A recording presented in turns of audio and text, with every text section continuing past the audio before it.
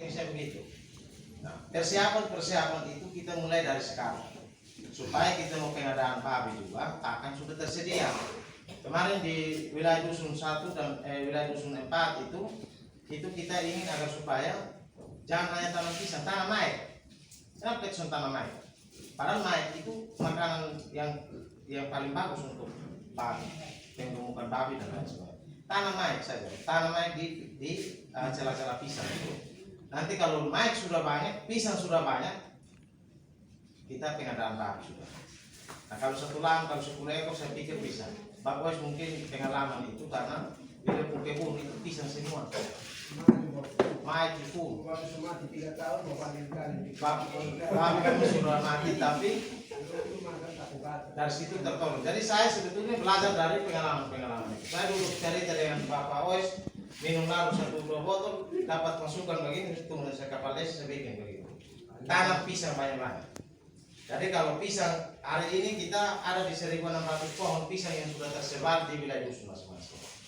1.600 pohon ini kalau kita bikin lagi pengembangan di tahun 2023, maka kurang lebih kalau 1 kakak dia 10 pohon pisang, tinggal babi ini kita kasih makan semua.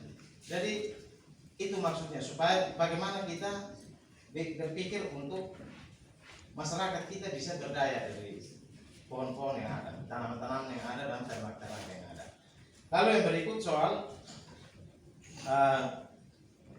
lahan-lahan yang nanti kita gunakan, sehingga nanti problem tentang pagar, karena di dusun 1 itu kayak tadi Bapak RT bilang, dong ada tanah, tapi dong semua pagar. Ini dia masalah. Nanti potong program kasih keluar sapi, tapi orang semua pagar.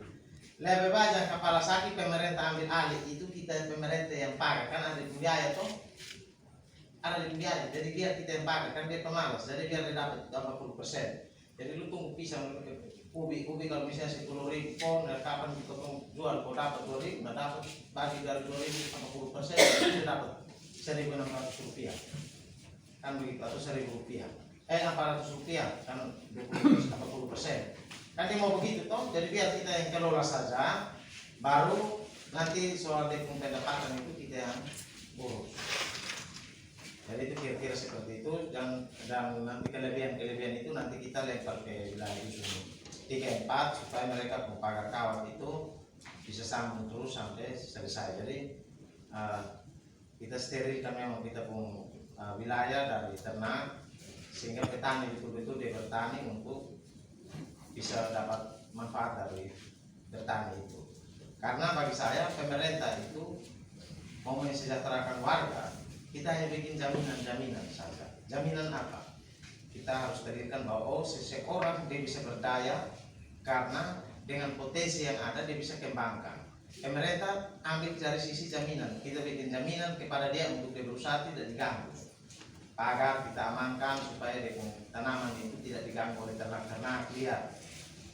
Lalu fokus dia nanti hanya pada bagaimana dia kasih perkembangan dan pertumbuhan di tanaman. Jadi sudah urus bahwa ini kita mau pagar ini, pagar itu, karena pemerintah sudah ambil alih itu.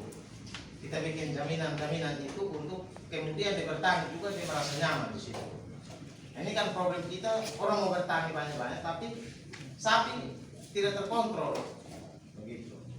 Jadi kira-kira itu yang dapat saya jelaskan kepada kita semua.